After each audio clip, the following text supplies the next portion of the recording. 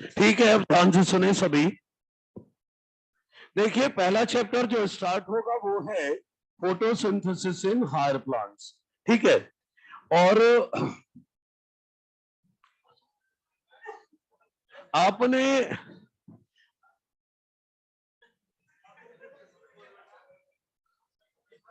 बाहर बात करेंगे थोड़ी देर में तेरे। ओके,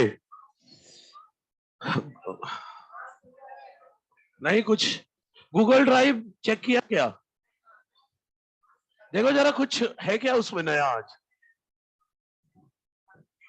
चेक करो जरा।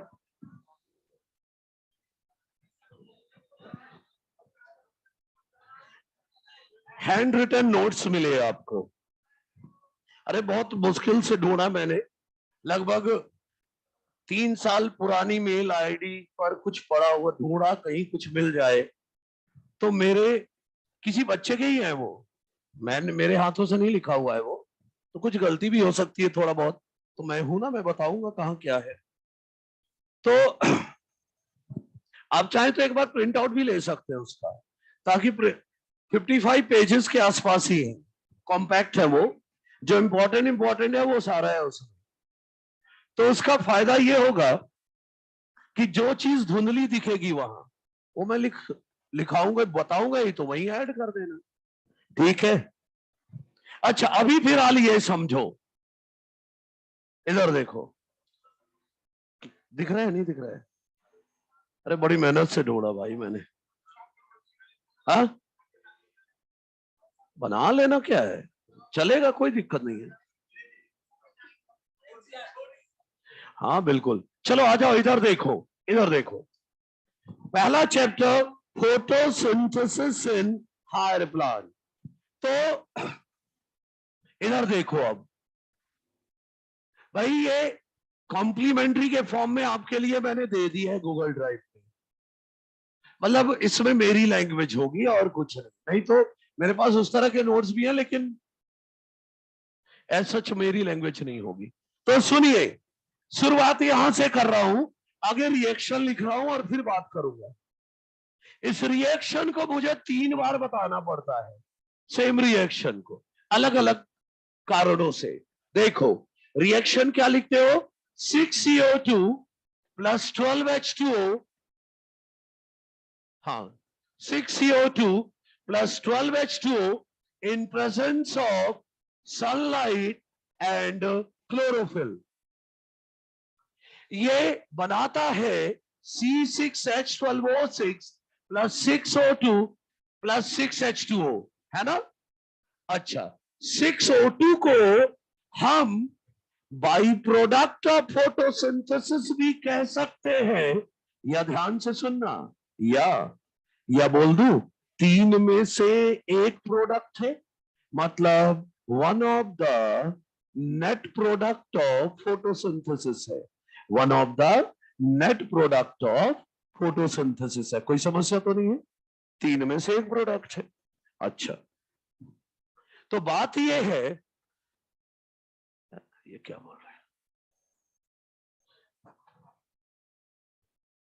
हाँ बिल्कुल, हैंड नोट्स है, लेकिन फिलहाल जिन्हें जो लिखना होगा ऑनलाइन जो है वो भी लिख लेंगे। ठीक है ना भाई, जिसे जो लिखना हो, सच अलग से कुछ नहीं होगा। तो चलिए आइए देखिए, अब सुनो, ये तो रिएक्शन की बात है, इधर सुनना। फोटोसिंथेसिस को मैं कहता हूं फिजिको केमिकल प्रोसेस। रुक जाओ, ये लाइन मैं लिखा दूंगा आपको। फिजिको केमिकल प्रोसेस या फोटो बायो केमिकल प्रोसेस, जिसमें होता क्या है, light energy is converted into chemical energy, और जो केमिकल एनर्जी बनती है उसे स्टोर करते हैं इन फॉर्म ऑफ कार्बोहाइड्रेट। थोड़ा देखना जरा, light energy is converted into chemical energy by living organism. Light energy एक फिजिकल एनर्जी है, लाइट एनर्जी एक फिजिकल एनर्जी है। Physical energy, that is light energy, is converted into chemical energy. इसीलिए photosynthesis को मैं फिजिको-केमिकल या photo-biochemical process कहता हूं। कोई दिक्कत तो नहीं है? ठीक है। एक बात और, आगे लिख ही लो आप, एक लाइन लिखो, शुरुआत करो, कुछ तो लिखो। आज तक कभी बोला नहीं लिखने के लिए, चलो लिखो। Photosynthesis is a physico-chemical, photosynthesis is a physico-chemical or photobiochemical process। photosynthesis is a physico-chemical या photobiochemical process, photobiochemical process in which Praveen को लिंक, गूगल ड्राइव का लिंक नहीं मिला है। अरे मेरा नंबर तो होगा भाई, चल मैं नंबर भी दे देता हूं लास्ट एक बार और। क्या है मेरा नंबर? भूल जाता हूं भाई। ठीक है, ये रहा। सबको मास्क पहनाओगे? हाँ ठीक है भाई, ये लो नंबर दे दिए प्रवीण, मैसेज कर देना, मैं लिंक, गूगल ड्राइव का लिंक भेज दूंगा। ओके, वैसे आप लिख भी सकते हैं, थोड़ा बहुत मैं लिखाऊंगा भी अब यहाँ। हाँ ना, तो लिख लिया? क्या लिखा? फोटोसिंथेसिस इज अ फिजिको-केमिकल या फोटोबायोकेमिकल process in which light energy is converted into chemical energy, in which light energy is converted into chemical energy. Light energy is converted into chemical energy, and this chemical energy is stored in form of carbohydrate, and this chemical energy is stored in form of carbohydrate. Chemical energy is stored in form of carbohydrate. Clear? Okay. दूसरी बात देखें, reaction बाद में लिखना, जो अगला part बता रहा हूं ना उसके साथ लिख लेना। एक्चुअली इसके बाद में क्या करने वाला हूं, आपको बताने वाला हूं फेट ऑफ ईच एटम, हर एटम की किस्मत। मतलब फोटोसिंथेसिस के दौरान किसके साथ क्या होता है। इधर देखना, 6 CO2 के 6 कार्बन ग्लूकोज का हिस्सा बन जाते हैं, है ना, ग्लूकोज का हिस्सा बन जाते हैं। और जो 6 O2 है, 6 CO2 में कितने O है? 12 O ना, 12 O में से 6 O ग्लूकोज का हिस्सा बन गए और 6 O वाटर का हिस्सा बन गए। 12 O खत्म हो गए। अच्छा, इसके बाद 12H2 that is 24H। 24H में से 12H ग्लूकोज का हिस्सा बन गए और 12H वाटर के हिस्से बन गए। पूरे हो गए। अब क्या बचा है? 12O, ये O2 के फॉर्म में रिलीज हो जाता है। समझ रहे हैं? एक बार बहुत पहले सीबीएसई पीएमटी में क्वेश्चन आया था कि ग्लूकोज के ऑक्सीजन कहां से आए, ग्लूकोज के ऑक्सीजन कहां से आए। इस डायग्राम से आएगा, ग्लूकोज के ऑक्सीजन CO2 से आए, समझे, और वाटर के ऑक्सीजन O2 के फॉर्म में रिलीज होंगे। तो ऐसे क्वेश्चंस का जवाब इस डायग्राम से अच्छा कोई और नहीं दे सकता। क्लियर है? हाँ, तो इसको ऐसे ही करके बना लो। एक बार और बनवाऊंगा ये रिएक्शन आपसे दूसरे रेस्पेक्ट में।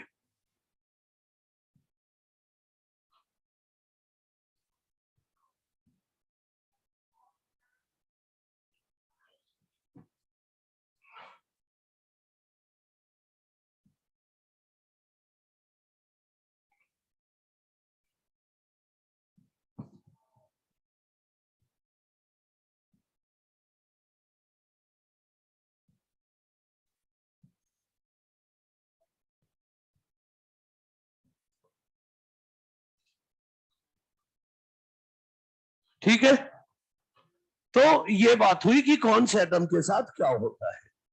अब एक बात और बतानी है, देखिएगा, जो फोटोसिंथेसिस है, फोटोसिंथेसिस जो है वो एनाबॉलिक प्रोसेस है।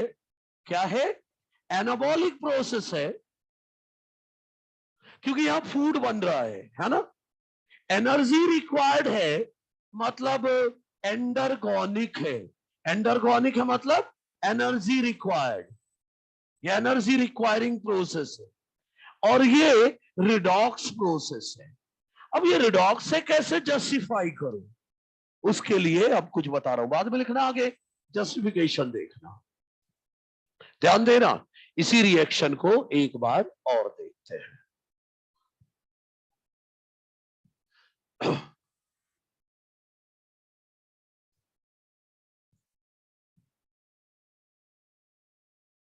ओके, देखो जरा,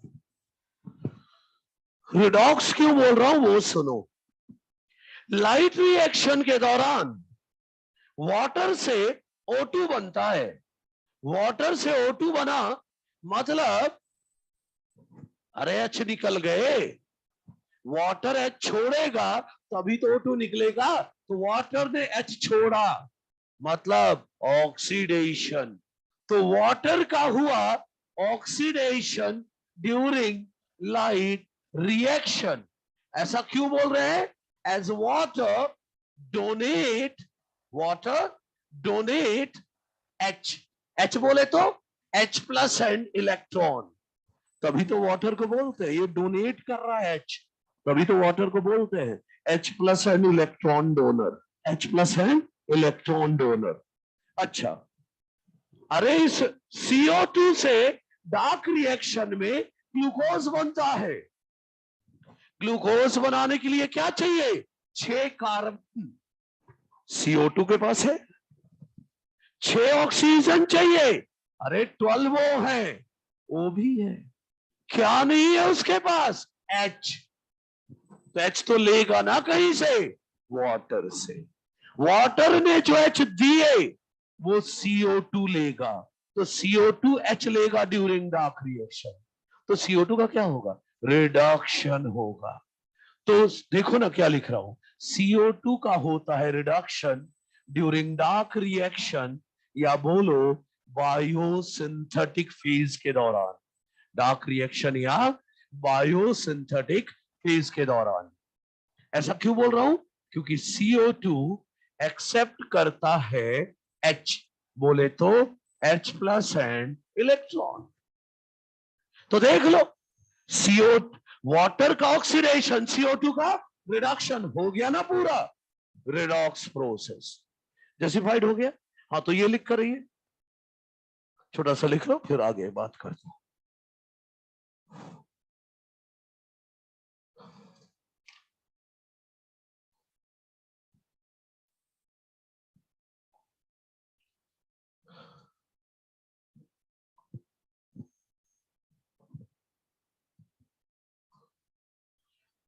बस लिखने वालों से बस यही है कि आप लिखने को जितना ज्यादा तेजी से लिख पाएंगे, मैं उतना ज्यादा आपको बता पाऊंगा, है ना, क्योंकि टाइम फिक्स है अपने पास।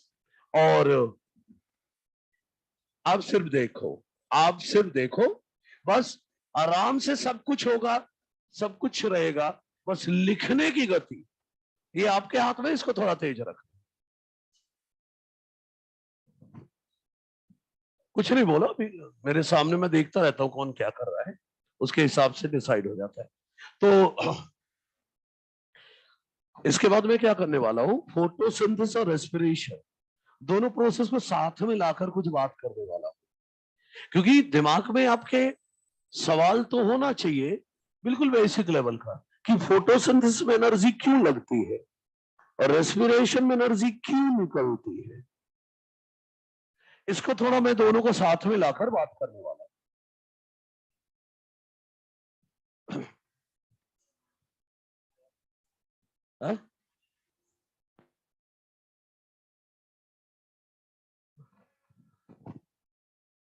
वो किसी ने स्कैन किया था किसी बच्चे ने, तो मुझे ठीक लगे थे, तो मैंने मंगाया था, तो शायद उसने मेल आईडी पर सेंड किया था मुझे। हाँ, ये मेरे ही है, ऑब्वियस है। किसी और के नोट्स दूसरे के क्या करूंगा, मेरी लैंग्वेज होगी ना उसमें।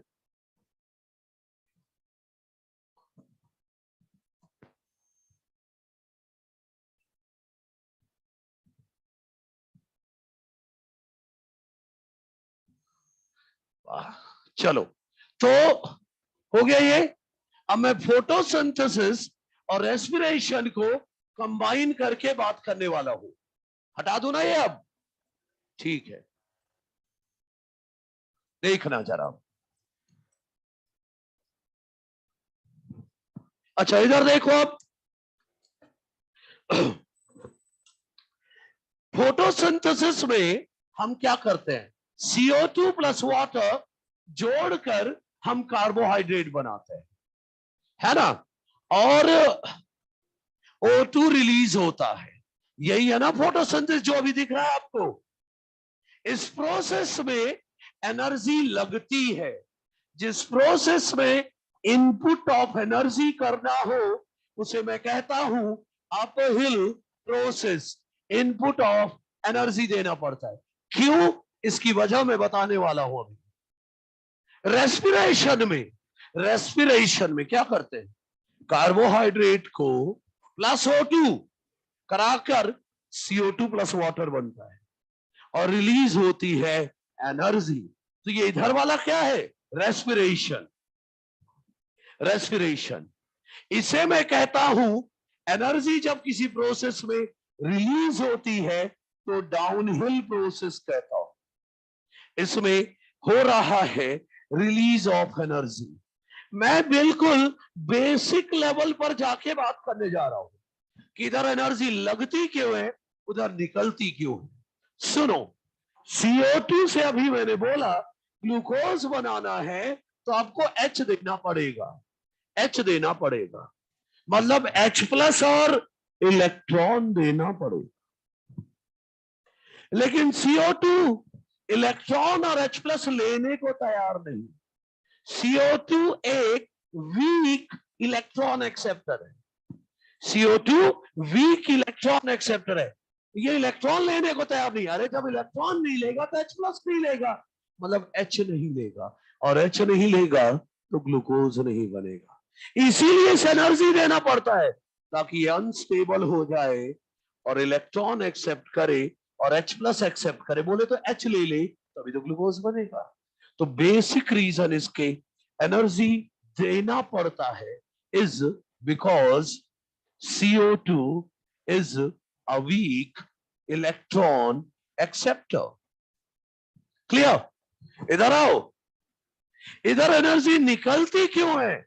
क्योंकि oxygen is a strong electron acceptor. Oxygen तो फटाफट इसके इलेक्ट्रॉन और H प्लस जल्दी जल्दी खींचेगा, और जब इलेक्ट्रॉन जल्दी जल्दी किसी से निकालोगे तो एनर्जी रिलीज होगी। ऑक्सीजन तेजी से इसके H प्लस और इलेक्ट्रॉन निकालेगा। H प्लस इलेक्ट्रॉन निकालेगा मतलब H निकालेगा। तो इलेक्ट्रॉन जब किसी से जल्दी जल्दी निकालोगे ना तो एनर्जी रिलीज होती है। तो यहां एनर्जी रिलीज इसीलिए हो रही है because oxygen is a strong electron acceptor.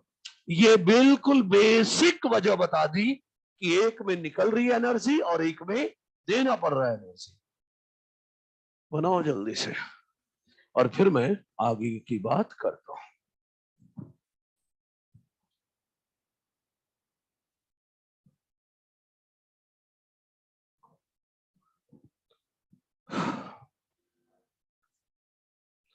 बिल्कुल समझाएंगे, चिंता ना करो। एक बार स्टार्टिंग हो रही है इसलिए थोड़ा सा टाइम लग रहा है, चिंता ना करो।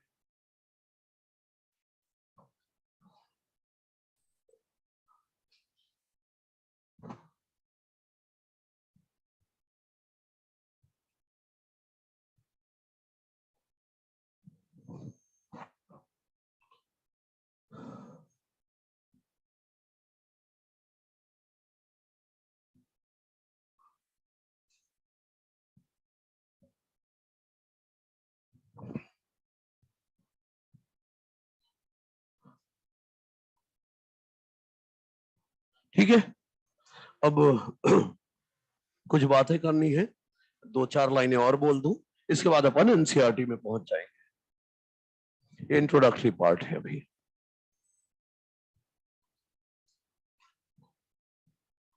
लिख लिया? अच्छा, अब सुनो।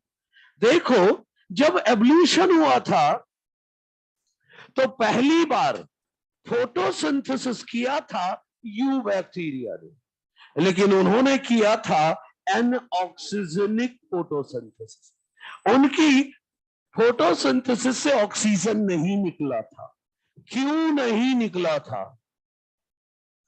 कुछ लोग बोल रहे हैं कि ये लोग, बैक्टीरिया लोगों ने H2O नहीं यूज किया था as H+ and electron donor, इसलिए, क्योंकि उन्होंने H2S यूज किया था।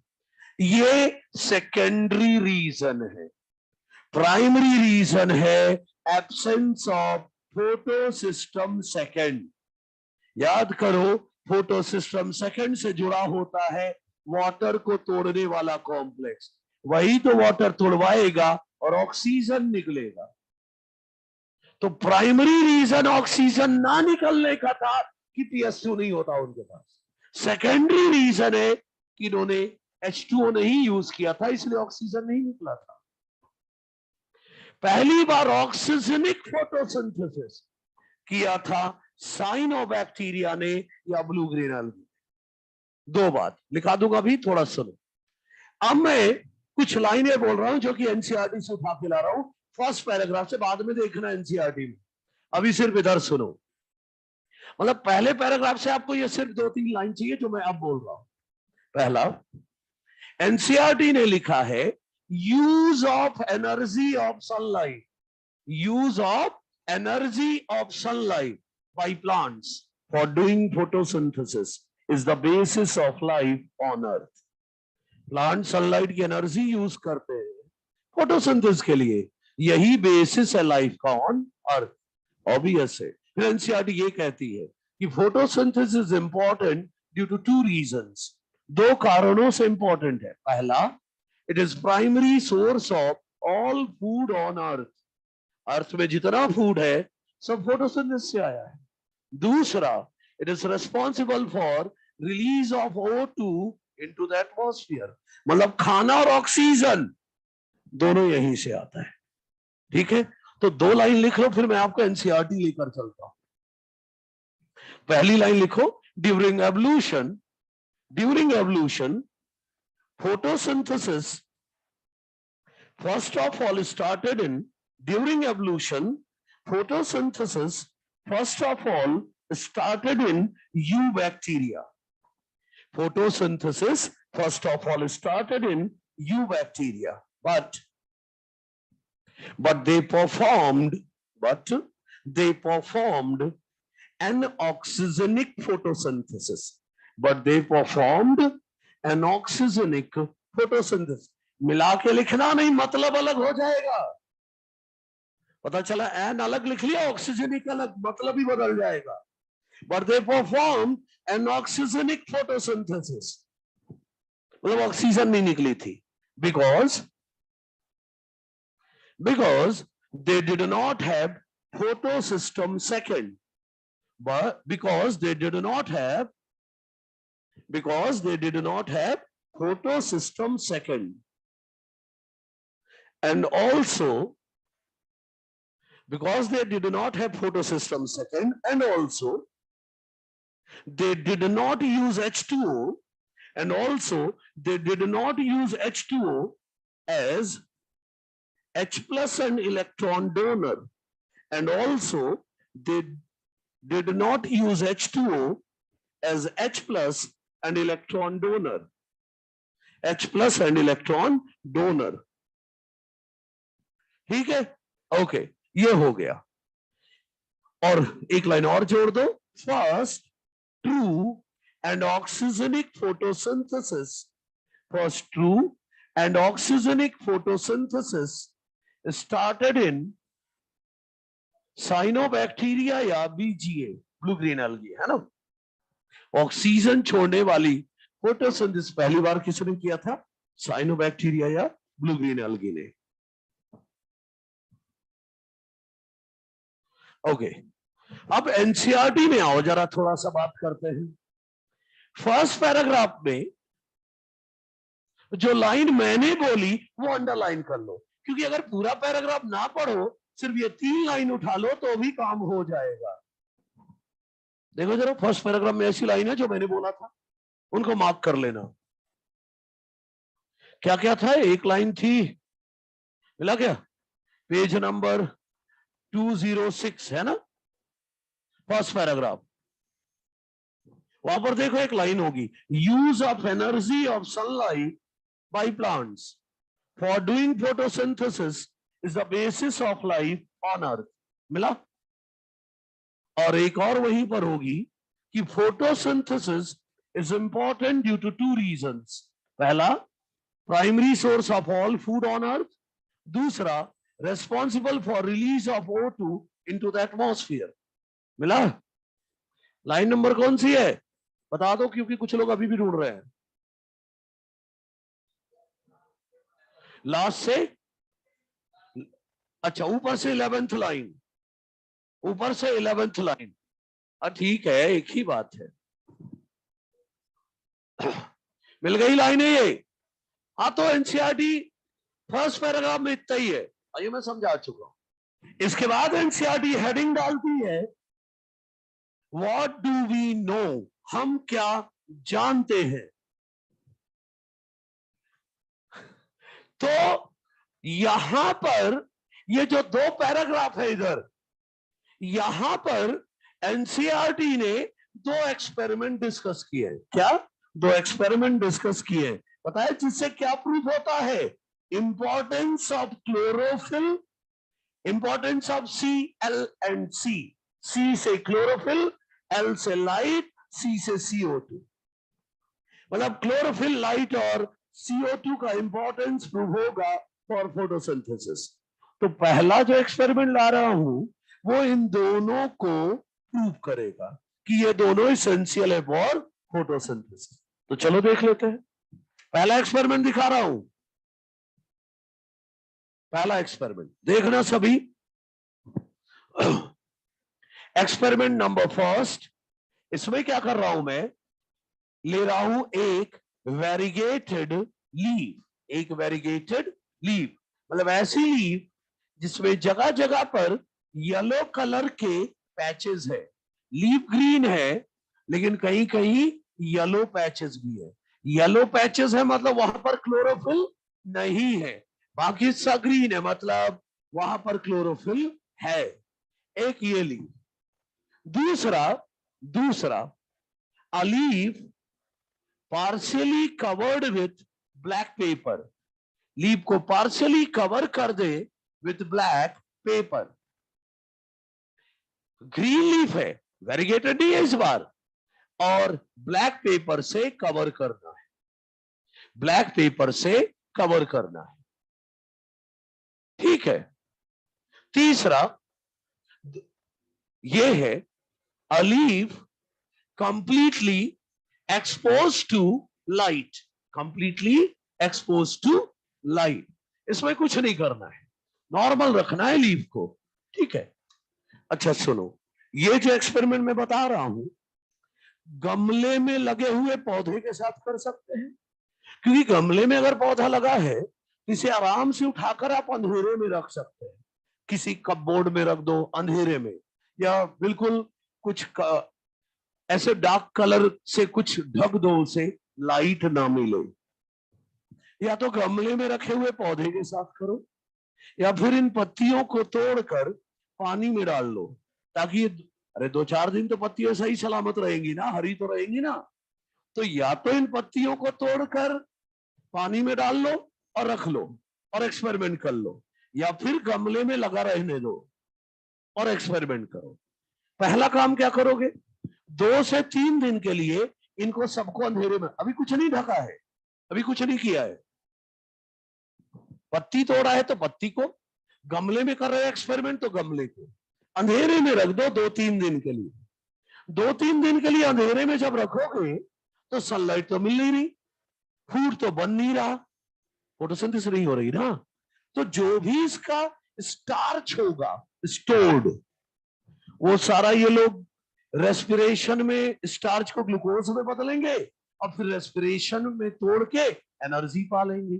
2-3 दिन अंधेरे में इसीलिए रख रहे हो, इंश्योर कर रहे हो क्या कि कुछ भी स्टार्च नहीं बचा है, पत्तियों में कुछ भी स्टार्च नहीं बचा है। मतलब हम पत्तियों को डी स्टार्च कर रहे हैं। डी स्टार्च मतलब वहां पर लीफ में अब स्टार्च नहीं बचा है, इसीलिए अंधेरे में रखा था ताकि सारा स्टार्च खत्म हो जाए। हो गया 2-3 दिन, अब बाहर ले आओ धूप में, धूप में ले आए। अब धूप में रख के इसे आधा ब्लैक पेपर से ढक दिया, इसे ऐसे इसे ऐसे। अब धूप मिलेगी, सनलाइट मिलेगा तो फोटोसिंथेसिस करेगा, तो जो हिस्सा फोटोसिंथेसिस करेगा ग्लूकोज बनाएगा और जो ग्लूकोज एक्स्ट्रा होगा वो स्टार्च के फॉर्म में स्टोर होगा। तो आयोडीन सॉल्यूशन डालोगे तो ब्लू कलर आ जाएगा ना, बस वही देखना है। तो चलो एनालिसिस करते हैं अच्छे से। देखो धूप में रखा है ये, तो लाइट तो मिल ही रही है, CO2 मिल ही रहा है, और ग्रीन पार्ट है तो क्लोरोफिल भी तो है, सब कुछ अवेलेबल है। इस हिस्से में लाइट तो मिल ही रही है, CO2 भी मिल रहा है, लेकिन येलो पार्ट है, क्लोरोफिल तो है ही नहीं, बाकी दोनों मिल रहे हैं। सही है। तो जब फोटोसिंथेसिस हो जाएगी, ग्लूकोज बनेगा, कहां पर फोटोसिंथेसिस होगा? फोटोसिंथेसिस तो सिर्फ ग्रीन पार्ट में होगा क्योंकि वहां तीनों चीजें हैं। तो फोटोसिंथेसिस होगा ग्रीन पार्ट में, ग्लूकोज बनेगा, स्टार्च बनेगा, तो आयोडीन सॉल्यूशन डालोगे तो ग्रीन पार्ट ब्लू ब्लैक नहीं हो जाएगा। तो बोलू green part shows positive test for starch, कोई दिक्कत तो नहीं है। अच्छा येलो पार्ट, अरे यहां तो क्लोरोफिल ही नहीं है, फोटोसिंथेसिस नहीं होगा, ना ग्लूकोज बनेगा ना स्टार्च होगा, तो आयोडीन सॉल्यूशन डालोगे तो यहां तो कुछ नहीं होगा। तो क्या बोलूं येलो पार्ट को? Shows negative test for starch. तो अगर मुझसे कोई पूछे कि वेरीगेटेड लीफ वाला एक्सपेरिमेंट क्या प्रूव करता है, तो मैं बोलूंगा क्लोरोफिल का इंपॉर्टेंस। क्योंकि ये एक्सपेरिमेंट क्या प्रूव कर रहा है कि लाइट और CO2 अकेले कुछ नहीं कर लेंगे, लाइट CO2 के साथ साथ क्लोरोफिल भी होगा तो फोटोसिंथेसिस होगा, ग्लूकोज स्टार्च बनेगा। और अगर क्लोरोफिल नहीं हुआ तो फोटोसिंथेसिस नहीं होगी, ग्लूकोज स्टार्च नहीं बनेगा। क्लोरोफिल का इंपॉर्टेंस हो गया। चलो उधर चलो, अब उधर एनालिसिस करते हैं।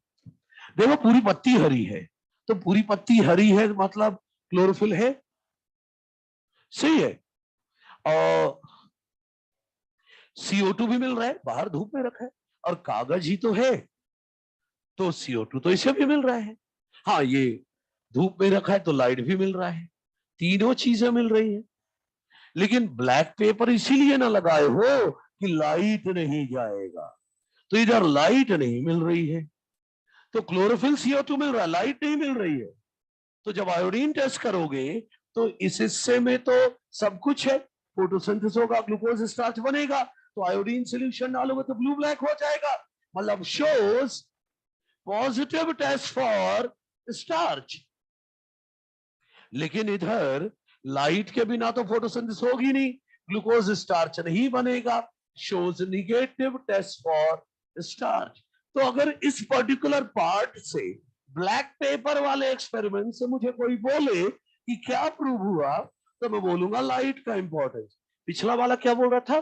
Chlorophyll is essential.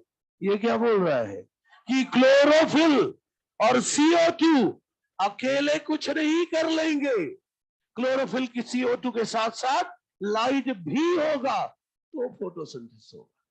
सही है ना? और इधर तो कुछ किया ही नहीं आपने, पूरी लीफ खुली हुई है, हरी है, तो बोलू entire leaf shows positive test for starch.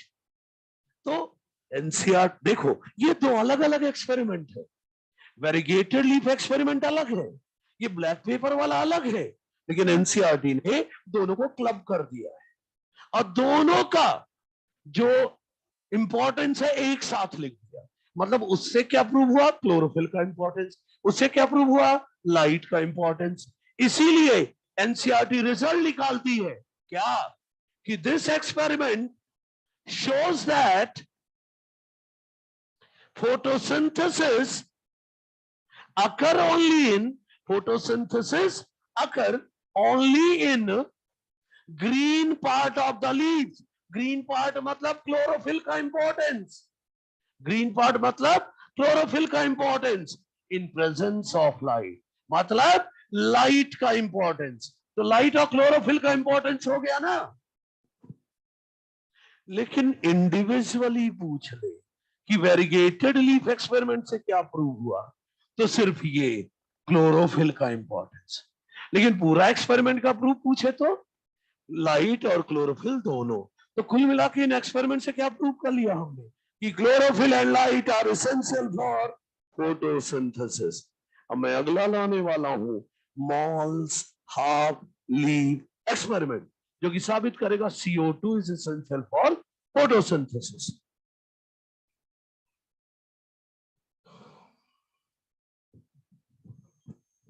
हाँ बिल्कुल कर सकेंगे,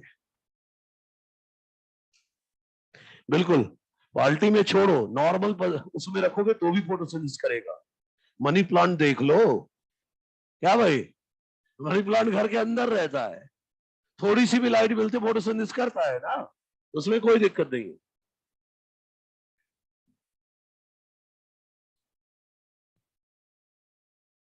ठीक है चलो। हाँ कोई बना रहा है क्या? हाँ फटाफट बना लो फिर 2 मिनट। चलो अगला ना बनाना, हाफ लीफ एक्सपेरिमेंट वाला वो ना बनाना, उसका प्रूफ बस लिख लेना। क्या चीज? हाँ हाँ तो क्या दिक्कत है? हाँ हाँ हो सकती है। कई पेड़ों में कुछ पत्तियां हरी होती हैं, कुछ पीली हो गई हैं, कुछ में हरा पीला दोनों है, कुछ भी हो सकता है।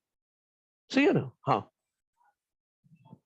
डी स्टार्च करने के लिए बस, और कोई ऑब्जेक्ट अंधेरे में रखने का सिर्फ वो है कि डी स्टार्च हो जाए, स्टार्च ना बचे, पता चले पहले वाला स्टार्च अब आयोडीन टेस्ट दिखा रहा है, वो नहीं होना चाहिए। हाँ कौन से बचे?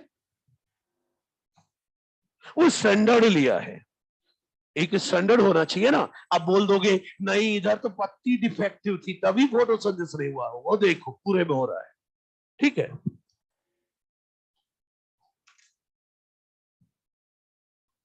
तो ये पहला एक्सपेरिमेंट हो गया, एनसीईआरटी का पहला पेज कवर हो चुका है। अब मैं दूसरा पेज ला रहा हूं जिसमें हाफ लीफ एक्सपेरिमेंट की बात होगी, जहां पर CO2 इसेंशियल है फोटोसिंथेसिस के लिए, वो प्रूव होने वाला है। हाँ ठीक है 1 मिनट और ले लो, फटाफट लिख लो जो जो भी लिखा है। हाँ भाई कौन बच्चे? नहीं सनलाइट चाहिए नहीं, इंटेंसिटी इतनी होनी चाहिए कि वो फोटोसिंथेसिस करा सके। सही है ना? लाइट इंटेंसिटी चाहिए। क्या? हेलोजन तो पेड़ ही सूख के रह जाएगा, इतना ज्यादा ट्रांसपिरेशन बिल्ड कर जाएगा वो तो। हाँ लाइट डिपेंड करना चाहिए 400 से 700 नैनोमीटर की होनी चाहिए, प्रॉपर इंटेंसिटी के साथ होना चाहिए, हो जाएगा। करा सकते हैं, क्यों नहीं करा सकते? 400 से 700 नैनोमीटर की लाइट चाहिए। अब तू कैसे दे रहा वो तू समझ, लेकिन प्रॉपर इंटेंसिटी होनी चाहिए। अच्छा अगला एक्सपेरिमेंट ना बनाना, सिर्फ उसने क्या प्रूव किया बस वो लिख दो चल जाएगा, क्योंकि डायग्राम बनाने का थोड़ी ना आएगा वहां, वहां तो सिर्फ आएगा कि ये क्या प्रूव करता है। Malls half leaf experiment proves that CO2 is essential for photosynthesis. चलो देखते हैं, हो चुका है पिछला सबका? ठीक है चलो आगे। हाँ भाई हो गया ना? Okay done. ये आखिरी की एक लाइन लगा देना बस, और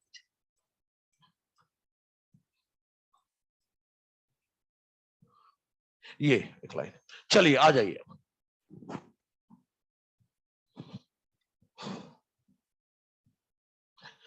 इस एक्सपेरिमेंट की बात करने जा रहा हूं मैं, सभी ध्यान देंगे, अच्छे से समझेंगे।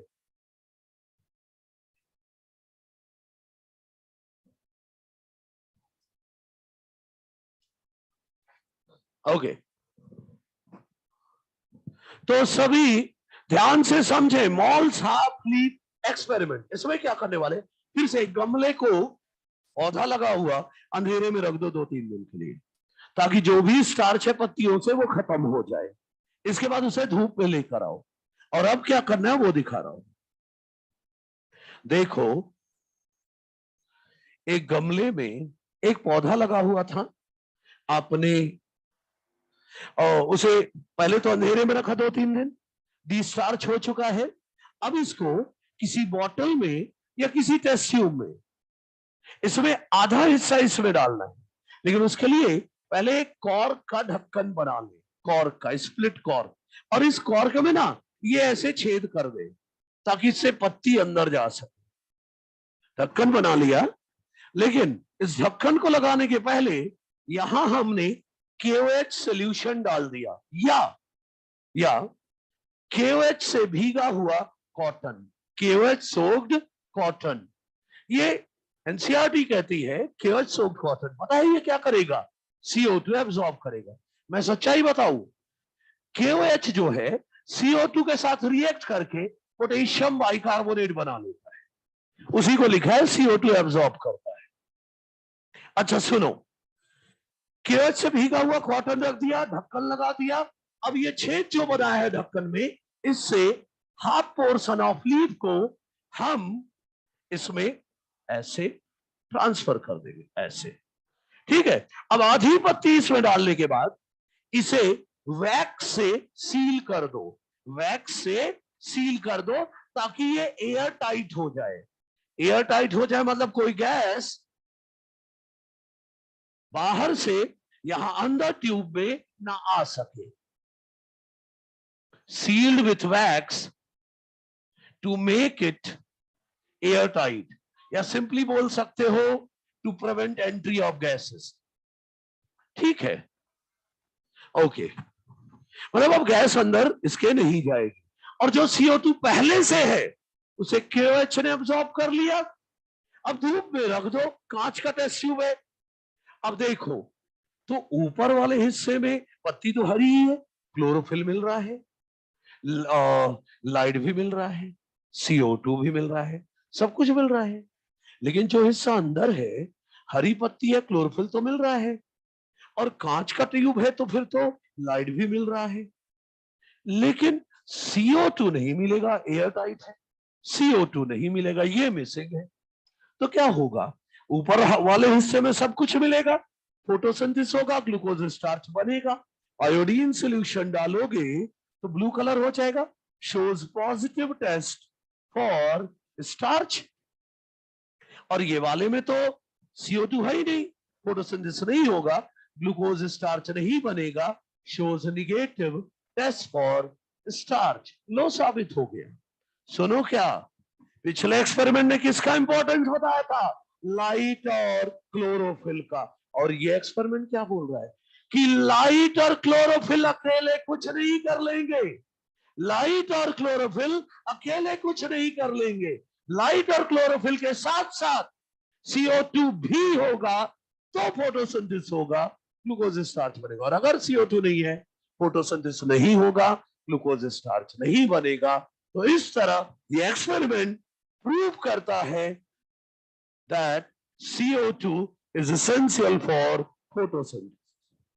हो गया। अब इसके बाद एनसीईआरटी लेकर आती है अगला टॉपिक, अर्ली एक्सपेरिमेंट्स। तो कुछ साइंटिस्ट के नाम, शुरुआत जोसेफ प्रिस्ले से करेंगे। कुछ नाम है एनसीईआरटी में तो बताना तो पड़ेगा। तो आज जिसे जो लिखना, जो भी करना है करो, मैं जब तक 2-3 लाइनें लिख रहा हूं इधर, इसके बाद फिर मैं बात करना स्टार्ट करूंगा।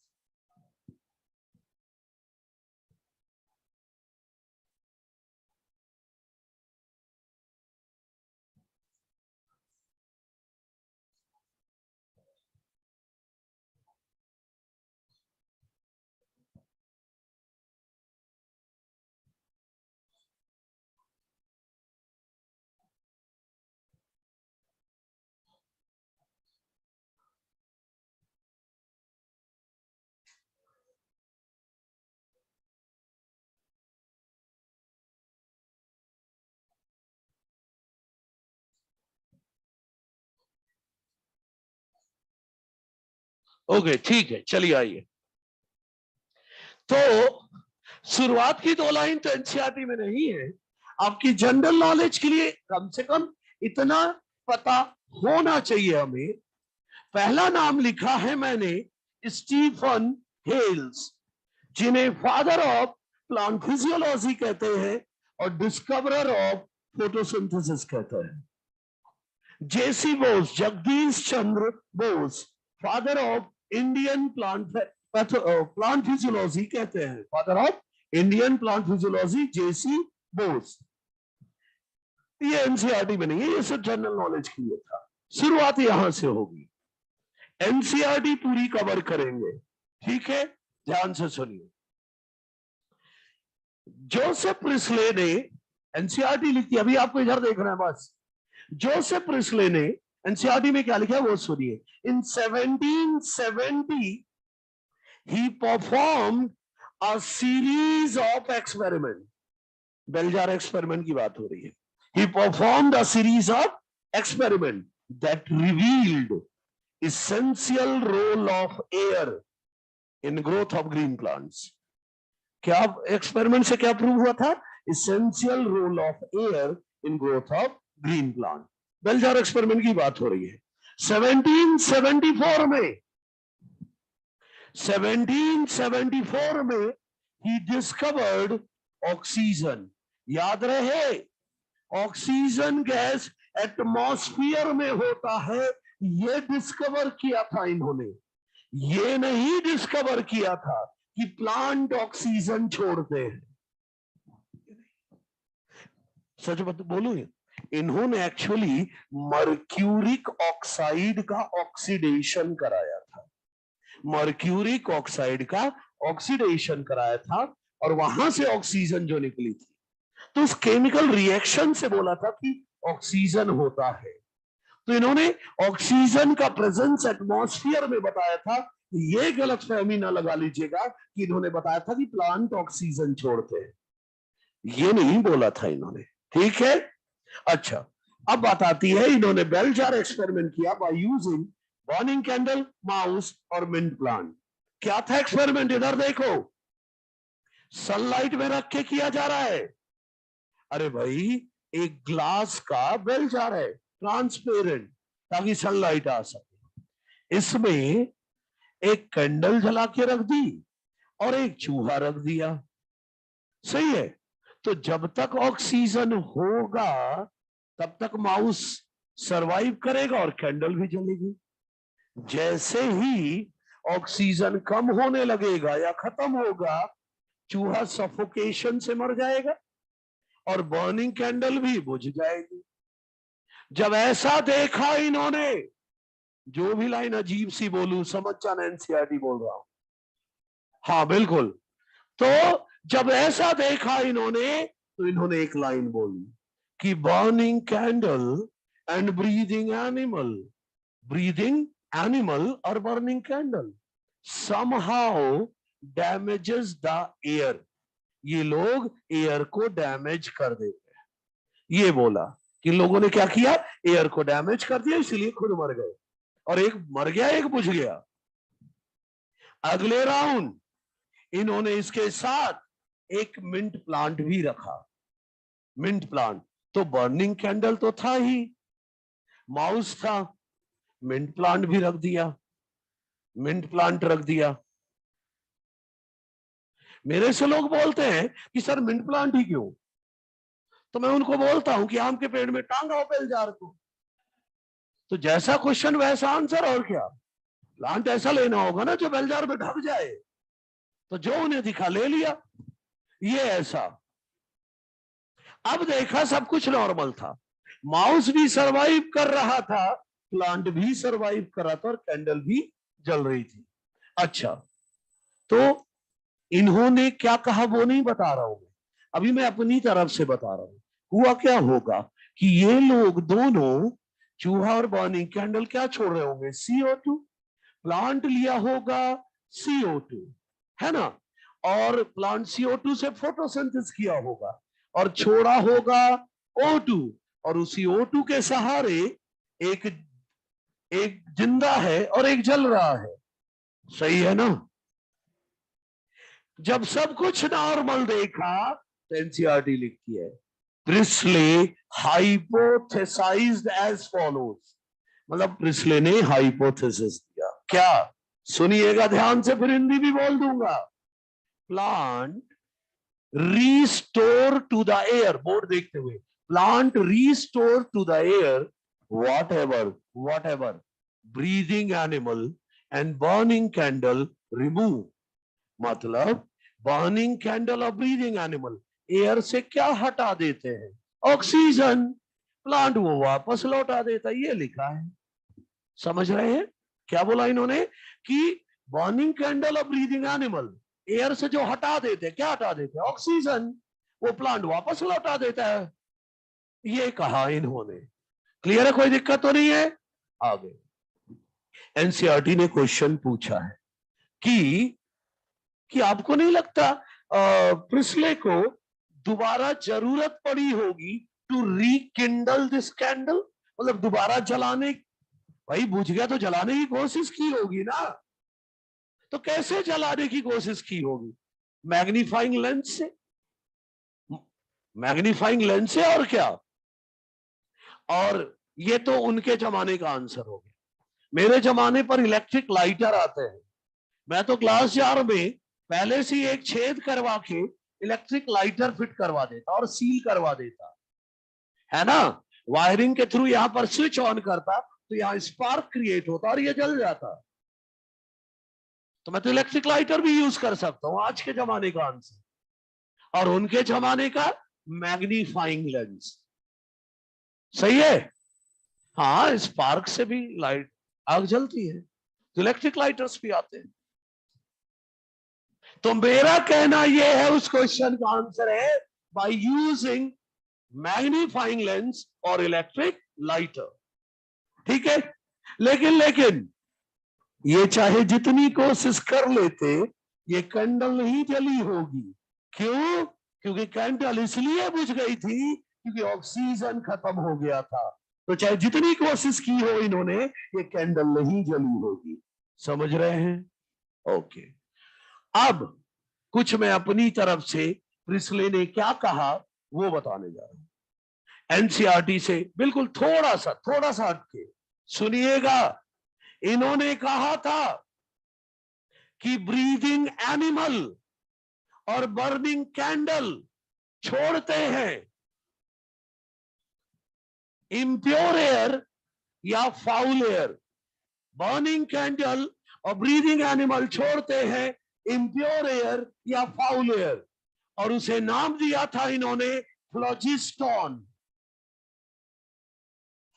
इन्होंने नहीं बोला था कि क्या है मामला, इन्होंने बोला था कि बर्निंग कैंडल और ब्रीदिंग एनिमल इम्प्योर एयर छोड़ते हैं फ्लोजिस्टोन, जिसे प्यूरिफाई कर देता है plant, purified by plants into dephlogiston. हाँ, इनको ये नहीं पता था कि जिसे वो फ्लोजिस्टोन कह रहे हैं वो CO2 है, और जिसे डीफ्लोजिस्टोन कह रहे हैं वो O2 है। इसे बाद में एक साइंटिस्ट थे, नहीं लिखाऊंगा आपको, लेवोइजियर, लेवोइजियर नाम के बंदे ने बाद में बताया था कि प्रिस्ले ने जिसे फ्लोजिस्टोन बोला है वो CO2 है, और जिसे डीफ्लोजिस्टोन बोला है वो O2 है। समझ रहे हैं? तभी मैंने बोला था कि इन्होंने बिल्कुल नहीं बताया था कि प्लांट ऑक्सीजन छोड़ते हैं। इनका तो सिर्फ इतना ही कहना था कि ये लोग फाउल एयर, इम्प्योर एयर छोड़ते हैं फ्लोजिस्टोन, और प्लांट उसे प्यूरिफाई कर देता है इनटू डीफ्लोजिस्टोन। सुनो तो, एनसीईआरटी में ये डायग्राम बना है ना, तो ऐसे करके बना दो ना छोटा सा, वही एनसीईआरटी में, जो एनसीईआरटी में बन सकता है उसे वहीं रखो ना, क्योंकि अंत में तो वही साथ देगी। तो इसी डायग्राम में थोड़ा सा ऐसे करके ऐड कर दो, ठीक है? तो ये प्रिस्ले का काम हो गया। अरे कुछ नहीं मिटा रहा, नाम हटा रहा हूं।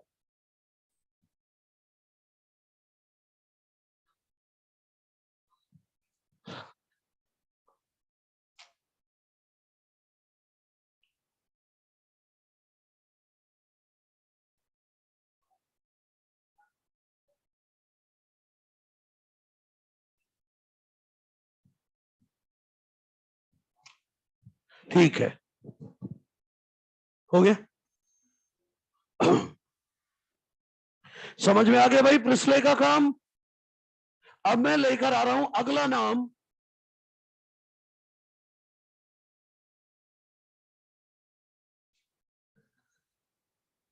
ईयर वही याद रखना है जो एनसीईआरटी में हो।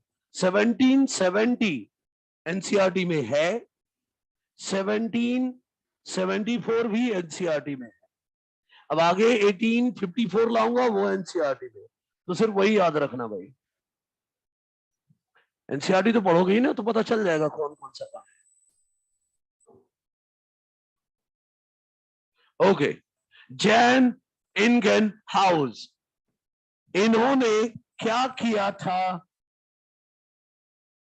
बेल जार एक्सपेरिमेंट किया था क्या इन्होंने? हाँ जी, किया था। मैं ऐसे क्वेश्चन देता हूं नॉर्मली कि how many of the above results were withdrawn from bell jar experiment. तो इनकी जो लाइनें हैं ना वो भी डाल देता हूं। तो लोग तो बेल जार प्रिस्ले का नाम याद रखते हैं, तो प्रिस्ले ने जो जो कहा उसे टिक कराते, ये कहा गया था बेल जार से, इन्होंने जो कहा वो भी तो बेल जार से ही है। तो समझिएगा ध्यान से, जैन इंगन हाउस ने बेल जार एक्सपेरिमेंट किया था, बस फर्क इतना था, एक बार डार्क में और एक बार लाइट में। तो जब अंधेरे में ये एक्सपेरिमेंट किया होगा, अंधेरे में जब एक्सपेरिमेंट किया होगा, तो प्लांट तो फोटोसिंथेसिस नहीं कर रहा था, है ना? तो प्लांट भी मर जाएगा क्योंकि फोटोसिंथेसिस नहीं करेगा, ऑक्सीजन नहीं मिले। अरे उसे भी तो ऑक्सीजन चाहिए भाई रेस्पिरेशन के लिए। आपको क्या लगता है प्लांट एहसान कर रहा है आपको ऑक्सीजन देकर? जी नहीं, जो एक्स्ट्रा है उसे खैरात में बांट रहा है। हाँ, जितनी देर में उसे एक O2 चाहिए उतनी देर में 10 बन रही है। तो सिलेंडर तो है नहीं कि भर के रख लूं, तो जो एक्स्ट्रा होगा उसे बाहर फेंक दिया, उसके सारे, उसी खैरात के सारे हम जिंदा है। समझ रहे हैं मेरी बात? तो प्लांट को भी चाहिए जिंदा रहने की, वो भी रेस्पिरेशन करता है, वो भी ग्लूकोज को तोड़ता है और एनर्जी पाता है। तो मेरी बात फिर से सुनना, मेरा कहना यह है कि इन्होंने बेल जार एक्सपेरिमेंट एक बार अंधेरे में किया, एक बार सनलाइट में। एनसीईआरटी ऐसे लिखती है, सुनिएगा, using similar setup, using similar setup as used by Priestley, but once placing in dark and once placing in sunlight. क्या देखा होगा? जब अंधेरे में रखा होगा तो कैंडल बुझ गई होगी और ये दोनों मर गए होंगे, और जब सनलाइट पे रख के किया तो सब कुछ नॉर्मल था, बिल्कुल प्रिस्ले जैसा एक्सपेरिमेंट मिला, रिजल्ट सारे वैसे ही मिले। तब इन्होंने लाइन बोली, सुनिएगा क्या लाइन बोली, sunlight is essential to the plant process. Sunlight is essential to the plant process that somehow purifies the air fouled by burning candle and breathing animal. ना हवा लगी, हिंदी में सुन लो, एनसीईआरटी है लेकिन ये, हाँ, इन्होंने कहा कि प्लांट जिस प्रोसेस, उनको नहीं पता था फोटोसिंथेसिस की बात हो रही है, उन्होंने कहा प्लांट बर्निंग कैंडल और ब्रीदिंग एनिमल जिस एयर को इंप्योर कर देते हैं, उस इंप्योर एयर के लिए प्लांट में जो भी प्रोसेस होती है, पता नहीं, प्लांट में इंप्योर एयर को प्योर करने के लिए जो भी प्रोसेस होती है, उसके लिए सनलाइट इज एसेंशियल। समझ में आ गई बात? मतलब इन्होंने लाइट का इंपॉर्टेंस बताया। एक एक्सपेरिमेंट का इनका ये था। दूसरा एक्सपेरिमेंट लेकर आ रहा हूं, एक एलिगेंट एक्सपेरिमेंट किया था इन्होंने। एलिगेंट एक्सपेरिमेंट एक्वेटिक प्लांट के साथ। कौन सा एक्वेटिक प्लांट? हाइड्रिला। कौन सा? हाइड्रिला पर काम किया। एलिगेंट मतलब समझते हैं? अरे इतनी इंग्लिश तो आनी चाहिए, सिंपल या ब्यूटीफुल। जो सिंपल है वो ब्यूटीफुल है। आपको आसान पेपर आ जाए, आप बोलोगे बहुत सुंदर पेपर था, और ऐसा कुछ क्वेश्चन टफ आ जाए, अरे बेकार पेपर था, ये नहीं बोलेंगे हमारी तैयारी बेकार थी। तो उस पूरा पेपर को जाएगा। अच्छा सुनो, अब ये एक्सपेरिमेंट कैसे हुआ था वो सुने, कैसे हुआ था वो सुने। अच्छे से देखो इसको, थोड़ा इसमें सेटअप की जरूरत है, थोड़ा इधर देखना। एक बीकर ले लिया मैंने, इस बीकर में वाटर भर रहा हूं, इस बीकर में मैंने वाटर भर दिया, ये वाटर भरा हुआ है इसमें। हाँ, एक फनल रख रहा हूं, इधर देखना सभी, एक फनल रख रहा हूं इसमें। देखो इधर एक फनल, ये ऐसे करके है, इधर एक स्टैंड लगा देता हूं ताकि थोड़ा सा ऊपर रहेगी। ये जो लगाया ना मैंने नीचे, ये स्टैंड है, मतलब फनल स्टैंड के ऊपर रखा है, फनल जो है स्टैंड के ऊपर रखा है। ये लाल रंग से जो बना है ये स्टैंड है जिसमें फनल रखा हुआ है, और यहां पर हाइड्रिला की ब्रांचेस रख दी। ये क्या है? हाइड्रिला की ब्रांचेस। तो ये हाइड्रिला है, हाइड्रिला ब्रांच, हाइड्रिला की ब्रांचेस है, ठीक है, एक्वेटिक प्लांट। और ये जो फनल है ना, इसके ऊपर, इसके ऊपर टेस्ट ट्यूब रख दो। तो टेस्ट ट्यूब में भी तो पानी भरा है, अरे भाई पानी तो राइज अप हो जाएगा ना, तो पानी तो यहां तक है। यस, ये पूरा सेटअप तैयार हो गया, ये टेस्ट ट्यूब। ध्यान से सुनना, सिंपल एक्सपेरिमेंट किया। इन्होंने देखा कि जब डार्क में ये सेटअप रखा है कोई बबल नहीं बन रहे, लेकिन जब सनलाइट में रखा, ब्राइट सनलाइट में रखा, तो देखा कि यहां पर कुछ बबल्स बन रहे around green part of the plant, green part of the plant के चारों तरफ बबल बन रहे। ऑब्वियसली ये बबल राइज अप होंगे, और धीरे धीरे जो ऑक्सीजन है जब यहां इकट्ठी हो जाएगी तो वाटर लेवल यहीं तक रह जाएगा, क्योंकि यहां क्या भर चुका होगा? Oxygen gas. क्या कहते हो? वाटर लेवल नीचे आ जाएगा ना ऑक्सीजन भरने से। तो ये गैस बबल दिखे इनको, बाद में पता चला ये जो बबल्स बन रहे हैं वो किसके हैं? ऑक्सीजन के। इन्होंने देखा कि डार्क में जब रख रहे हैं इस प्लांट को, ग्रीन पार्ट को, तो कोई बबल नहीं बन रहे अंधेरे में, लेकिन जब ब्राइट सनलाइट में रखा तो green part of the plant के चारों तरफ बबल्स बन रहे थे, और वो बबल पूरा ऊपर तक लिफ्ट होगा, और जो ऑक्सीजन होगी यहां भी इकट्ठी होती जाएगी, तो वाटर लेवल थोड़ा कम हो सकता है इधर। बाद में पता चला ये बबल किसके हैं? Oxygen. Thus he concluded that what? It is only green part of the plant that could release oxygen, that also in presence of sunlight. इन्होंने क्या बताया? प्लांट का ग्रीन पार्ट ही है जो ऑक्सीजन छोड़ेगा, वो भी लाइट की प्रेजेंस में। कोई समस्या तो नहीं है? ये जैन इंगन हाउस का एक्सपेरिमेंट हो गया दो, एक बेल्चर और एक ये। अब मैं अगला नाम लेकर रहा हूं, जूलियस वॉन सेट, एनसीईआरटी का अगला पेज। हाँ, ये डायग्राम आप चाहे तो एनसीईआरटी या कहीं भी सेट कर सकते हैं।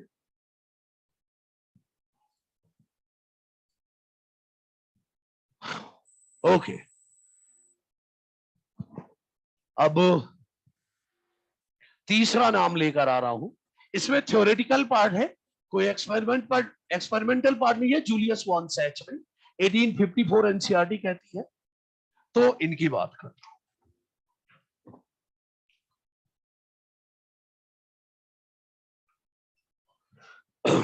हाँ, 1 मिनट में बना लो जो भी बनाना है, रफ स्केच बना लो बस, हो गया, दिखना चाहिए कि ऐसा किया था।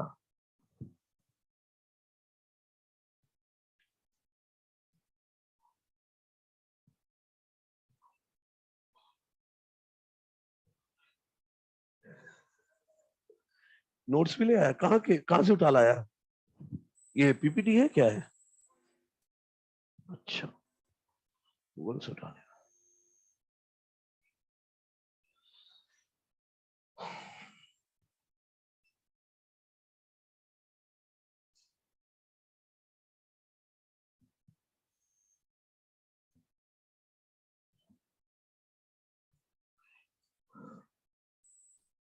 ठीक है, चलो जूलियस वॉन सेच की बात करता हूं। टोटल एनसीईआरटी हाँ, 2-3 छोटी छोटी लाइनें लिखाऊंगा, वो एनसीईआरटी में अटैच कर देना बाद में इनके बारे में, ठीक है? ओके, सुनिए।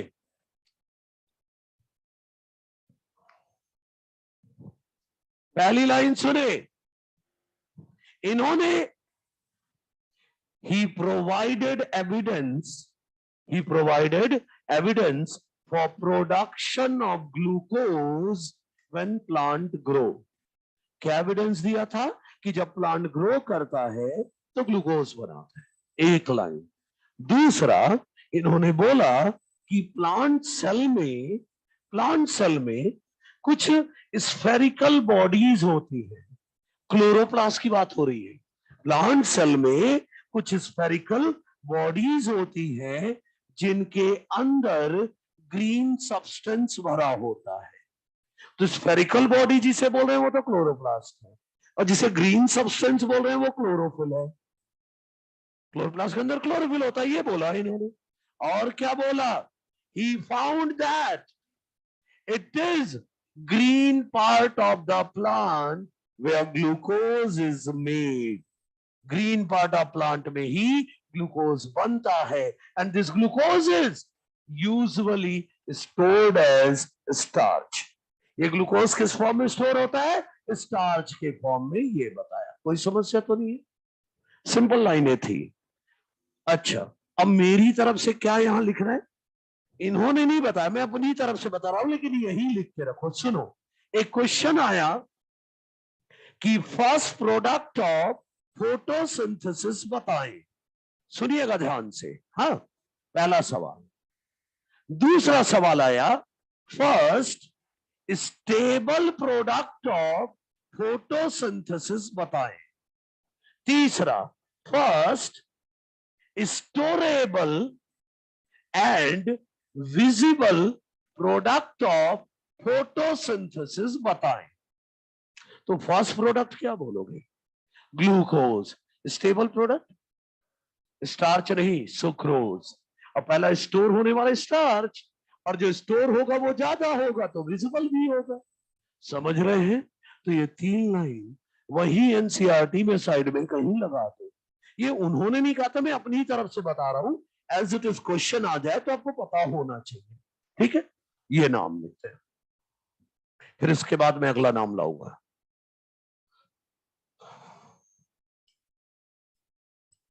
बड़ा काम था। अब 1-2 लोग ऐसे आ रहे हैं जिन्होंने बड़े बड़े काम किए थे।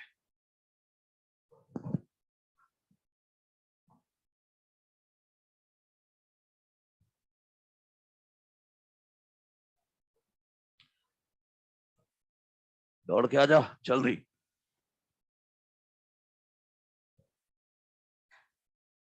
बिल्कुल, स्टार्च की फॉर्म में स्टोर होगा, ट्रांसपोर्ट तो सुक्रोज के फॉर्म में।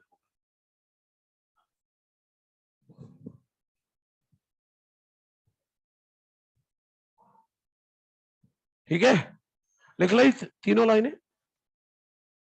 ठीक है, लिखो जल्दी। नाम हटा दे रहा हूं मैं।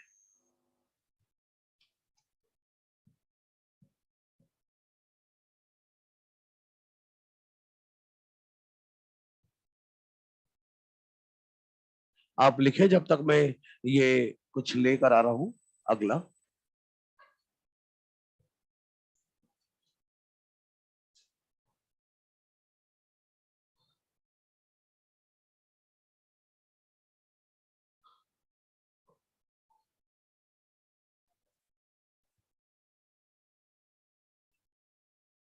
अच्छा, लिख चुके हो? चलो फिर देखते हैं।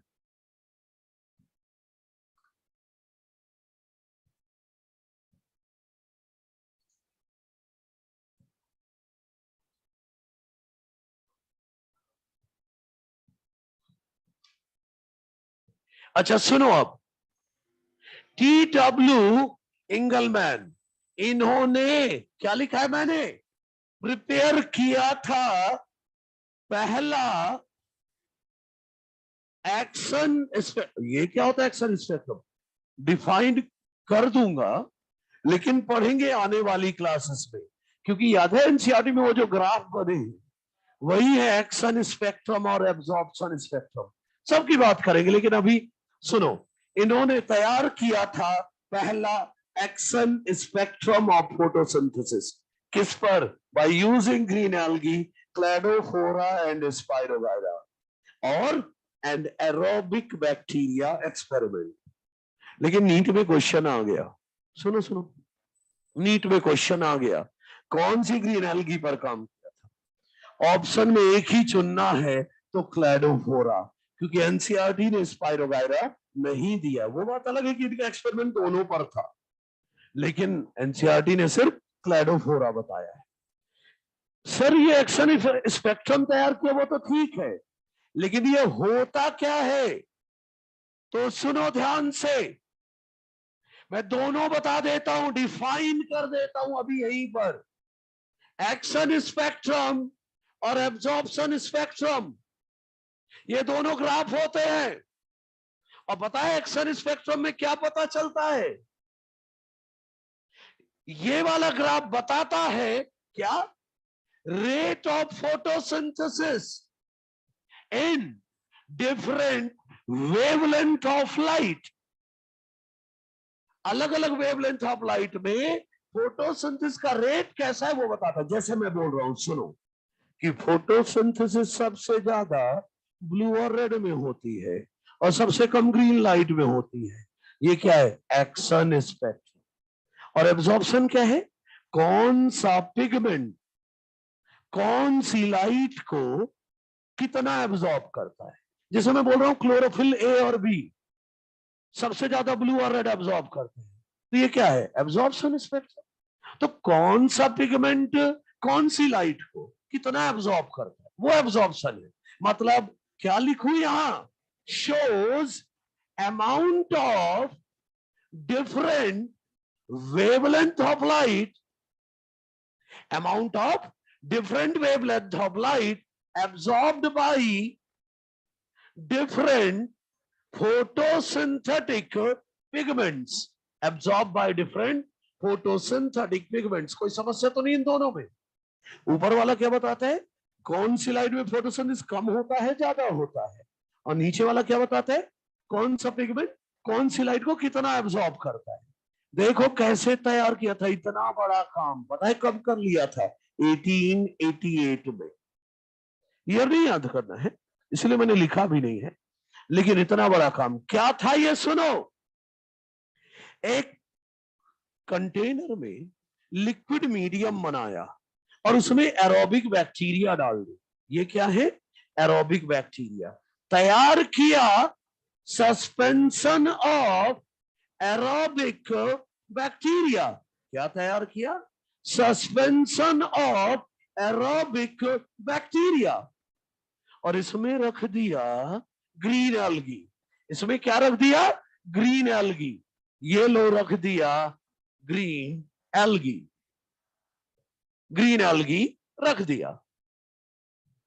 और क्या किया? इधर प्रिज्म की मदद से, अरे भाई, व्हाइट लाइट को उसके स्पेक्ट्रल कंपोनेंट में, मतलब विब की ओर में स्प्लिट करवा दिया।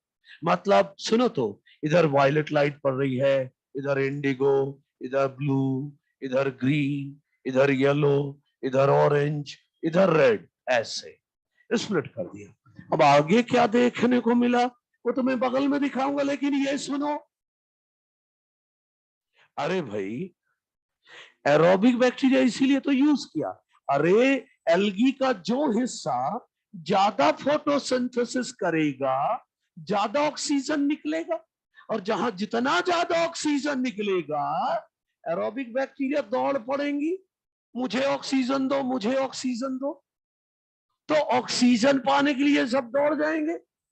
तो जहां पर सबसे ज्यादा बैक्टीरिया हुई, वहीं पर सबसे ज्यादा ऑक्सीजन निकल रहा है, मतलब वहां पर फोटोसिंथेसिस सबसे ज्यादा हो रही है। इसको मैं ऐसे दिखाऊंगा, देखो इधर, इस डायग्राम को इधर ले आता हूं, ठीक है? समझने के हिसाब से मैं बना रहा हूं। देखो, मान लो यहां वायलेट लाइट पड़ रही थी, यहां इंडिगो, यहां ब्लू, यहां ग्रीन, यहां येलो, यहां ऑरेंज, यहां रेड, लाइक दैट, ठीक है?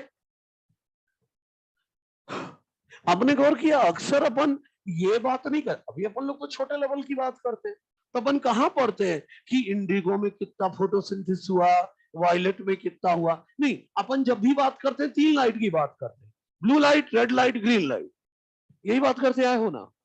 इसीलिए मैं आपकी समझ को बढ़ाने के लिए इन तीनों को मिलाकर कह देता हूं ब्लू रीजन, और इन तीनों को मिलाकर रेड लाइट नहीं कह रहा हूं, रेड रीजन, और ग्रीन को अकेला छोड़ दिया, तो बात ही खत्म हो गई। 3 की बात करेंगे, ब्लू रीजन, रेड रीजन और ग्रीन लाइट।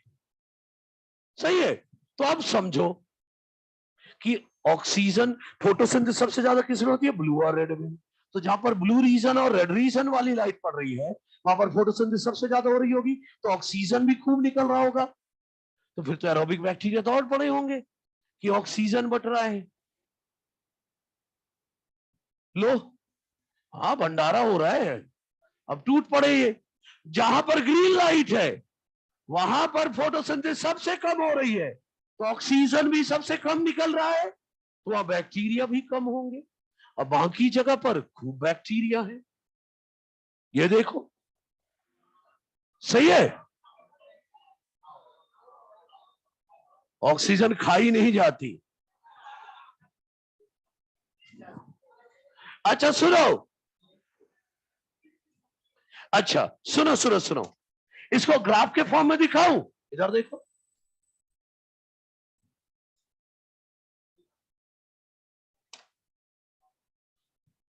अगर जब मैं एक्शन स्पेक्ट्रम पढ़ाऊंगा ना एनसीईआरटी में, वहां पर भी ब्लू और रेड लगभग बराबर ही करते, तो ब्लू में थोड़ा सा ज्यादा फोटोसिंथेसिस होता है, इसीलिए मैंने ब्लू वाले को थोड़ा ऊंचा रखा है। मतलब ब्लू में सबसे ज्यादा दिखा रखा है एनसीईआरटी ने, तो एनसीईआरटी के हिसाब से वही अपन को एनसीईआरटी फॉलो करनी है, और कुछ नहीं। तो ब्लू और रेड सबसे ज्यादा फोटोसिंथेसिस हो रही है, तो ऑक्सीजन भी सबसे ज्यादा निकल रहा है, तो बैक्टीरिया भी सबसे ज्यादा वही मिलेंगे। ग्रीन में सबसे कम फोटोसिंथेसिस हो रही है, तो ऑक्सीजन कम निकल रहा है, इसलिए बैक्टीरिया भी कम है। तैयार हो गया ना एक्शन स्पेक्ट्रम ऑफ फोटोसिंथेसिस। और सुनो तो, क्लोरोफिल ए और बी ब्लू और रेड ही तो एब्जॉर्ब करते हैं। अब फोटोसिंथेसिस भी ब्लू और रेड में ही हो रही है ज्यादा, इसका मतलब action spectrum of photosynthesis resemble करता है to absorption spectrum of chlorophyll A और बी। क्लोरोफिल ए और बी का एब्जॉर्प्शन स्पेक्ट्रम क्या है? Blue and red light. अब फोटोसिंथेसिस भी सबसे ज्यादा किसमें हो रही है? Blue and red. देखो, एक्सपेरिमेंट तो पूरा बता दिया, अब एनसीईआरटी की लाइन पढ़ रहा हूं, सुनिएगा, क्योंकि बाद में वही दिक्कत होती है। सुनो इधर, एनसीईआरटी ने क्या लिखा है? Using prism, using prism he split light into its spectral component. क्या? प्रिज्म का यूज करके लाइट को किसमें बदल दिया? उसके स्पेक्ट्रल कंपोनेंट मतलब विबग्योर में। फिर आगे एनसीईआरटी लिखती है, ही इल्यूमिनेटेड, इल्यूमिनेटेड मतलब लाइट डाली, and then illuminated green algae placed in suspension of aerobic bacteria. Light किस पर डाली? एल्गी पर, जो कहां रखी है? Solution of aerobic bacteria, suspension of aerobic bacteria में। फिर एनसीईआरटी लिखती है, bacteria were used to detect site of oxygen evolution. Oxygen कहां ज्यादा निकल रहा है, right? And he found that कि मैक्सिमम बैक्टीरिया एक्यूमुलेट हो रही है ब्लू और रेड में। The first action spectrum of photosynthesis was described, which roughly resemble to absorption spectrum of chlorophyll A and B. अरे क्लोरोफिल ए भी blue और red absorb कर रहे हैं ज्यादा, फोटोसिंथेसिस भी ज्यादा ब्लू और रेड में हो रही है। समझ गए? ये हो गया। हाँ, जिसे डायग्राम चाहिए बना सकता है, बाकी सब है वहां। ठीक है, अब अगला नाम ला रहा हूं मैं, कॉर्नीलियस वैन मील। एक तुक्का मारा था उन्होंने, बड़ा प्यारा सा। बिल्कुल नहीं, प्लांट फिजियो में तो 5-10 मिनट एक्स्ट्रा मान के ही चलो। हाँ, अगर लेवल मेंटेन करके रखना है तो 5-10 मिनट मान के चलो, वो रिस्क ना लो, बस हो गया। ठीक है? हाँ, आप बना लो, वो खत्म होने दो, कोई बात नहीं। हाँ, मैं याद रखूंगा, चिंता ना करो।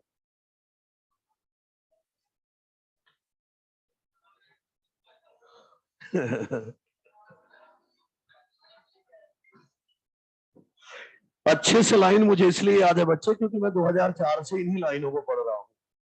ठीक है ना, आपको भी याद रहेगा, बस पढ़ते रहे। चलिए, ठीक है, ठीक है। डायग्राम, ये क्या है? ये नॉर्मल बच्चों जैसे बिहेव करो, ये कैसे? चलिए, हो गया ये। हाँ, डायग्राम जिसे बनाना है वो उठा सकता है इसको। और इसके बाद मैं ला रहा हूं कॉर्नेलियस वैन नील। इन्होंने एक प्यारा सा तुक्का लगाया था ऐसे सब्जेक्ट पर जिसको वो पढ़ते नहीं थे। मतलब ये पढ़ते माइक्रोब की फोटोसिंथेसिस थे, और तुक्का प्लांट फोटोसिंथेसिस पर लगाया था, और सही निकला था। और वो क्या था मैं बताता हूं। मैं ऊपर की लाइनें हटा रहा हूं भाई। हाँ, डायग्राम जिसे जो जैसे रखना है रख सकते हैं। हाँ, रफली रिसेंबल करते एक जैसा है। क्लोरोफिल ए और बी कौन सी लाइट एब्जॉर्ब करते हैं? ब्लू और रेड। फोटोसिंथेसिस ज्यादा किसमें हो रही है? ब्लू और रेड। तो दोनों लगभग एक जैसे हैं। अब कैसे एक जैसे बच्चे? ये तो जब ग्राफ पढ़ेंगे तब ना दिखेगा, वो एनसीईआरटी में जो बने हैं। हाँ बिल्कुल। तो आप कंप्लीट करें। मैं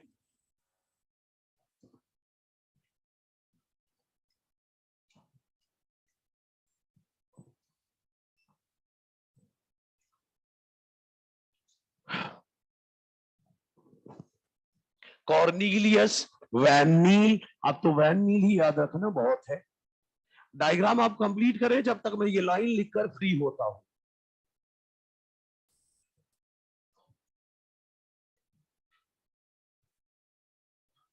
ए, गलत गलत बातें ना करें।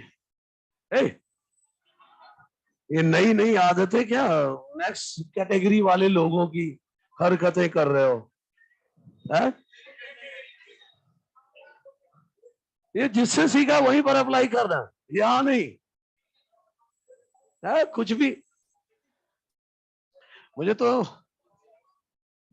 नीट में 3 कैटेगरी आ गई ना, तो मुझे लगा ये 2-3 कुछ लोग हैं थर्ड कैटेगरी वाले। चलिए ठीक है, सुनिए, कंप्लीट करो आगे।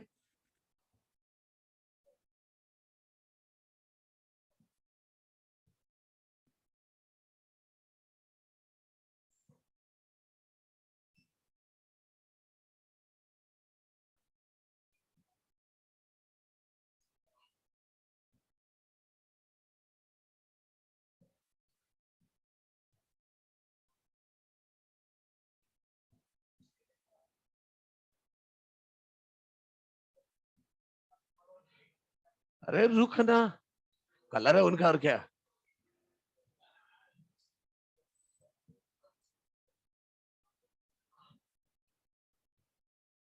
ये एनसीईआरटी लिख रहा हूं मैं।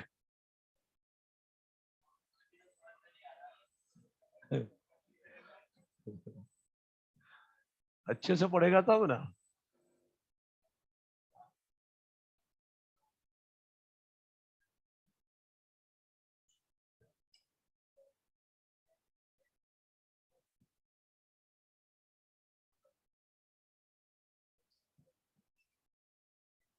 अच्छा चलिए, अब मैं बात करता हूं।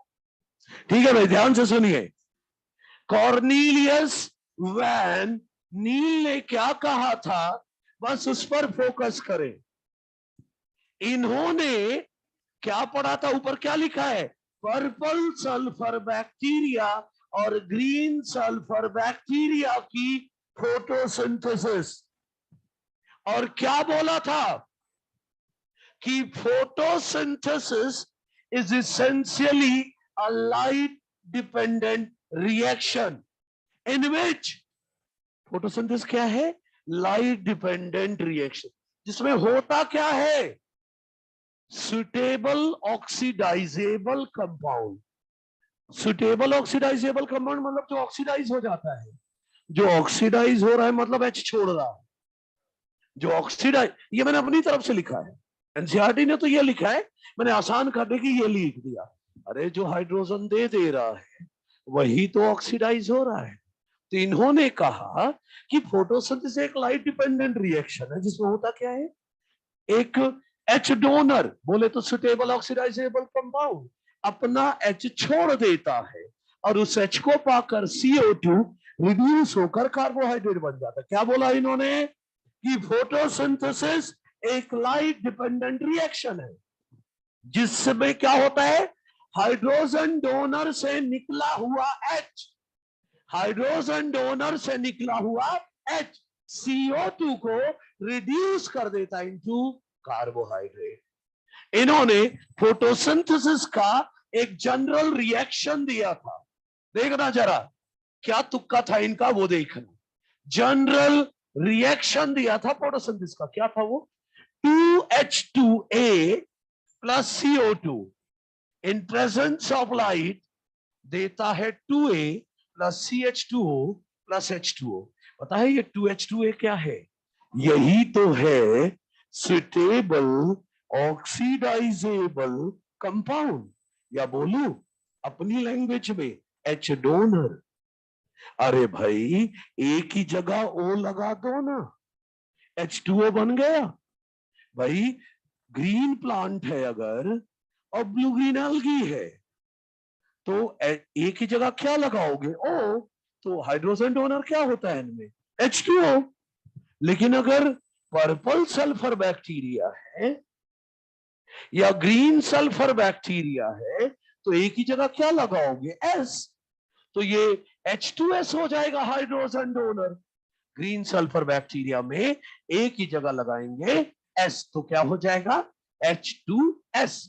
नहीं, ये लोग H2S मेनली यूज करते हैं, दूसरे कंपाउंड भी यूज कर सकते हैं, जैसे सोडियम थायोसल्फेट और भी कंपाउंड यूज कर सकते हैं, लेकिन मेनली क्या, H2S। तो ये बात क्लियर है कि बैक्टीरिया के लिए H डोनर मेनली H2S है और ग्रीन प्लांट बीजीए के लिए H2O है, ठीक। अच्छा, इन्होंने किया क्या था, रिएक्शन बोला बैक्टीरिया के लिए। अरे बैक्टीरिया के लिए रिएक्शन बनाओ ना, एक ही जगह क्या लगा दूं, S, तो क्या बन गया 2H2S plus CO2 in presence of light. एक ही जगह क्या लगाया S, तो 2 sulphur plus CH2O plus H2O। Photosynthesis का रिएक्शन लग रहा है क्या, ये नहीं लग रहा मुझे तो। अरे कैसे लग जाएगा, इंटू 6 करो। अरे एक CO2 से थोड़ी ना ग्लूकोज बनेगा, 6 CO2 से बनेगा, इंटू 6 करो। तो 2 6 जा 12, 6 CO2, 2 6 जा 12 सल्फर, CH2O का होल 6 करो, तो क्या बन जाएगा, C6H12O6 प्लस 6H2O। बन गया बैक्टीरियल फोटोसिंथेसिस का रिएक्शन। फिर प्लांट फोटोसिंथेसिस का, प्लांट फोटोसिंथेसिस के लिए एक ही जगह क्या लगाओगे, O, तो O लगा देते, 2H2O प्लस CO2 लाइट की प्रेजेंस में 2A, एक ही जगह क्या है O, 2O, 2O मतलब O2 plus CH2O plus H2O।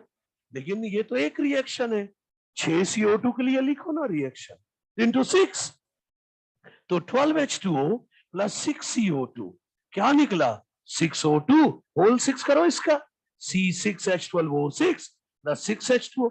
बन गया ना प्लांट फोटोसिंथेसिस का रिएक्शन। अब तुक्का क्या था वो देखो, यहां इनका देखो, लोगों को गलत फहमी हो गई थी। गलत फहमी क्या हो गई थी लोगों को, आगे वो सुनो। लोग ये कहते थे 6 CO2 यूज होता है और 6 O2 निकलता है। गलत फहमी क्या थी वो दिखा रहा हूं, तभी नहीं आगे बढ़ना पड़ा कि जितना CO2 यूज होता है उतना ही O2 निकलता है। तो लोगों के दिमाग में बात बैठ गई कि जो O2 निकलता है वो CO2 से आता है, क्योंकि जितना O2 है इसमें उतना ही तो निकल रहा है। तो लोग सोच रहे थे कि CO2 से ही निकलता है O2। लेकिन ये पहले थे जिन्होंने तुक्का लगाया। क्या इन्होंने बोला, प्लांट फोटोसिंथेसिस पढ़ने वालों से, ये माइक्रोबियल फोटोसिंथेसिस पढ़ते थे, प्लांट फोटोसिंथेसिस वालों से बोला कि ऐसा करो, मेरे बैक्टीरियल फोटोसिंथेसिस का रिएक्शन कंपेयर कर लो प्लांट फोटोसिंथेसिस से। चलो कंपेयर करते हैं, 12H2 12H2, 6CO2 6CO2, C6H12O6 C6H12O6, 6H2O 6H2O। अंतर कहां है? वो S पर और O पर। तो इन्होंने बोला कि शायद, तुक्का है, शायद बैक्टीरियल फोटोसिंथेसिस के रिएक्शन में यहां पर सल्फर है, इसलिए सल्फर निकलता है। तो प्लांट फोटोसिंथेसिस वाले रिएक्शन पे इसी जगह पर O है, इसलिए O निकलता, ऑक्सीजन निकलता। इस तरह इन्होंने, एनसीईआरटी खुद बोलती है, इन्होंने तुक्का लगाया। पता है एनसीईआरटी क्या लिखती है? दस ही इन्फर, इन्फर करना मतलब सजेस्ट करना, that thus he inferred or suggested that oxygen being released during photosynthesis of green plants come from H2O and not from CO2। CO2 से नहीं, H2O से शायद इंडिकेट किया था। एनसीईआरटी ने लिखा है, साइंटिस्ट का नाम नहीं लिखा एनसीईआरटी ने, एनसीईआरटी ने लिखा है कि this was further proved by using radio isotopic technique. Radio active isotope का यूज करके इसे प्रूव किया गया था। नाम सुने? रूबेन, कामेन और हासिद, उनका एक्सपेरिमेंट पढ़ेंगे तो उसमें रेडियो एक्टिव आइसोटोप ही होगा। ठीक है, आज के लिए बस इतना ही। ठीक है, अगली क्लास में हम इसको आगे बढ़ाएंगे। वैसे नोट्स में है ये वाला, वो हैंड रिटन नोट्स, मतलब 5-10 मिनट का वो ना किया करो कि भाई, है ना। हाँ, ये सल्फर था। तो आज के लिए नील के इक्वेशन में ए क्या है? ए सल्फर है, अगर बैक्टीरिया है, प्लांट है तो ऑक्सीजन है। ठीक है, बाय बाय। हाँ रुको।